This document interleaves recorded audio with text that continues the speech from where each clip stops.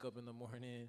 I was recording a lot of my shoots before, and I just would just make little random videos with it. I never really did anything with the videos, so I just started to just like I made one video because someone commented under a TikTok of mine was like, "Can you give some tips for college like photography majors?" And I just made like a video basically talking about what like just a couple of tips that kind of helped me bring my images to a better quality using like a starter kit lens and camera.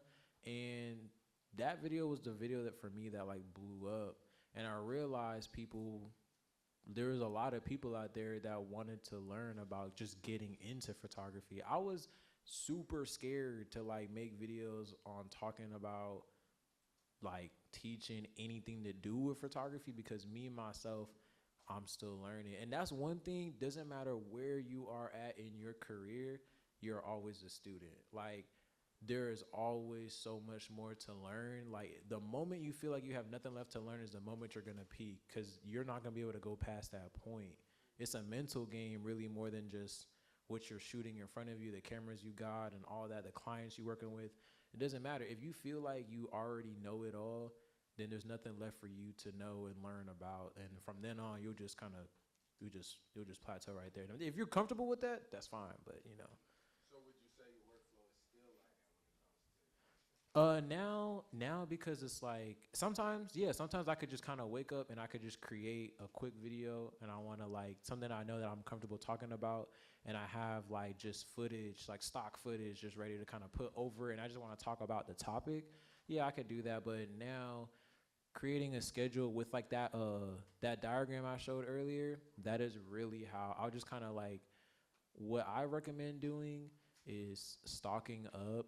If you just do that, if you were to complete like those 18 videos, if you were to post that, that's like about 2.5 weeks worth of content. If you were to post one video a day, within those 2 weeks, you could shoot new content and pretty much redo that. And you'll be like 2 weeks ahead of the game because you'll already have like those videos laid out and it'll be different. So wait, hold on. I got him right quick.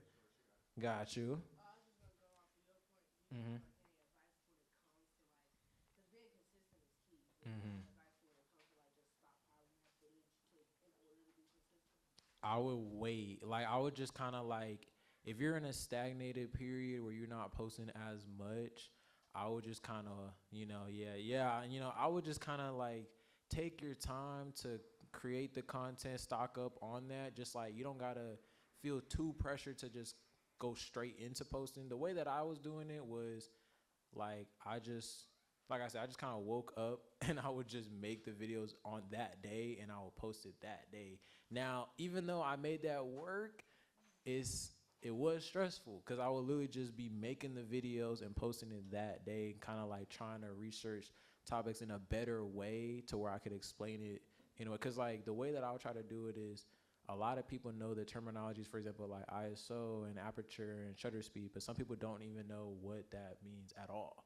Like, so I had to figure out a way to kind of take the terminologies that people kind of feel is scary, like kind of drives them away from trying photography because they're like, oh, that's too hard. I don't want to know about all that, and kind of break it down in a way where it's like literally I could say this to someone who is literally has no experience in touching the camera and kind of figuring out like that. So I would just kind of sit on it, take your time away and kind of just create that content to where you kind of feel comfortable to where you could post for the next 30 days. Like that diagram is really a good way because you could literally use that flow over and over and over and it'll work because if you kind of create since it's three subtopics and then 6 topics within each subtopic, if you were to post like one of those topics every week, like if you were to just kind of change it and then like create your own schedule where it's like, okay, I want to post a step by step, and then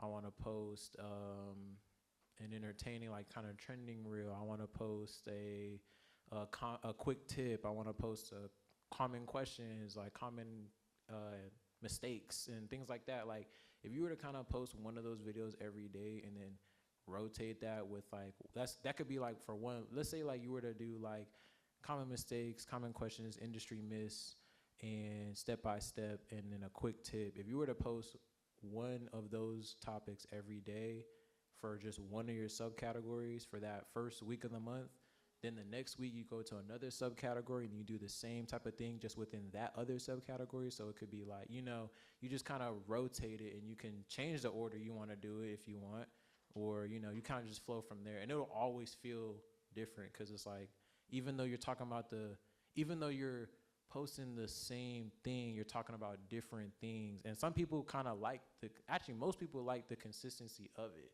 Not a lot of people. Some people, you got your select few that like seeing completely different stuff every day, but realistically, like, people like some sort of consistency within that page. That's why people like really tend to actually follow and pay attention to a creator. Like, even if they're posting totally different creativity, like, there's some form of consistency within their style that they like. What's up? Do you think it affects the algorithm if you personally post versus scheduling the post? No, it doesn't.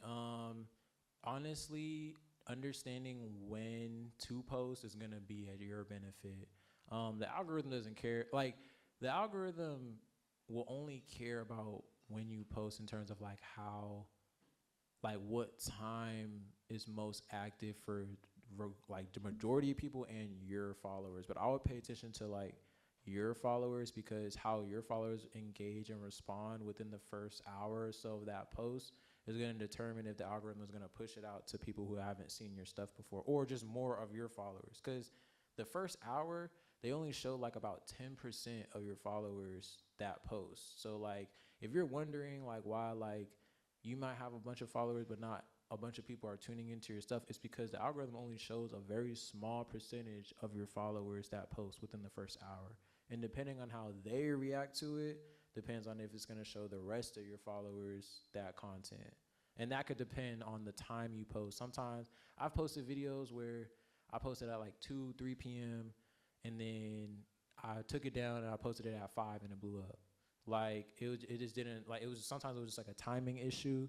Sometimes it could be the content. Sometimes it's just the algorithm just not messing with you that day. But if you know that video is good, I feel like almost any video that has some sort of any type of substance, meaning someone could take something away from it, whether it's a literal tip or just they like the inspiration, or whether they made them feel something. Like, if someone could just take away something from it, it has the potential to blow up. It just needs some type of substance. But sometimes you really do gotta just try and try and try and try again. That's where that consistency comes into play.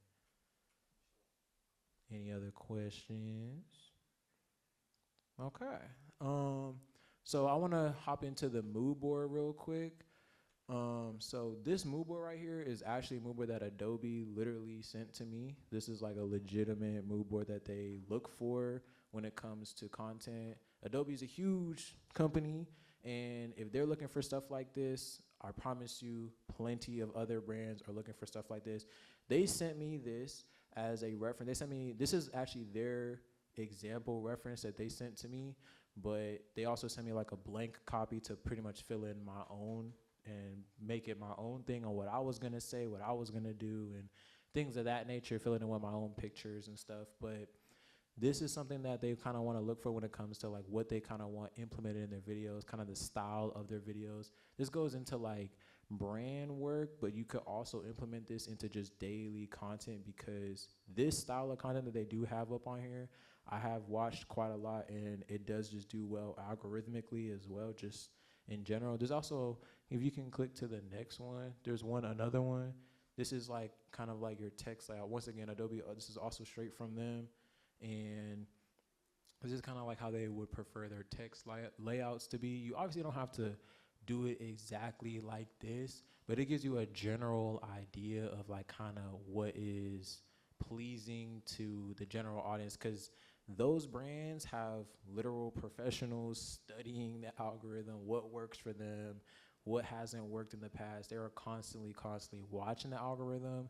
But the thing is, they also would rather have the creators, which are us, just make our own style of content appealing to our own everyday, daily people who want to learn from us, watch us, or see what we do. They rather just kind of let us do our own thing and just pay us for that. But they're, once again, remember that they're going to try to downplay you.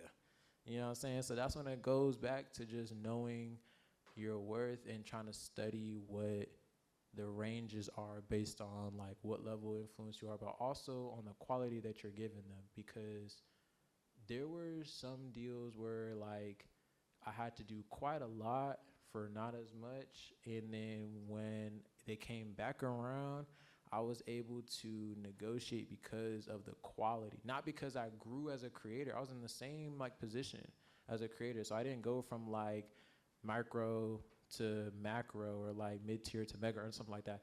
The difference on why I was able to like negotiate a better deal was because of the consistent quality I was giving them. Sometimes that could be the camera that you shoot on. Sometimes that could be the information that you're dishing out. Sometimes it could be just your aesthetic and your style of the video. You know, it could be a variation of different things, but the more important thing is like making sure that whoever, just the one person that's watching your video is gonna walk away after scrolling ahead, they took something from that. So that's why it goes important back to like the 3 E's and like, what do you want them to take from it? Like something educational, something emotional, or something entertaining. Like, do you want them to laugh? Do you want them to be like, damn, that was actually like really moving? Or do you like, oh, I actually learned something by watching that? Like, you kind of have to think about that when you make your videos.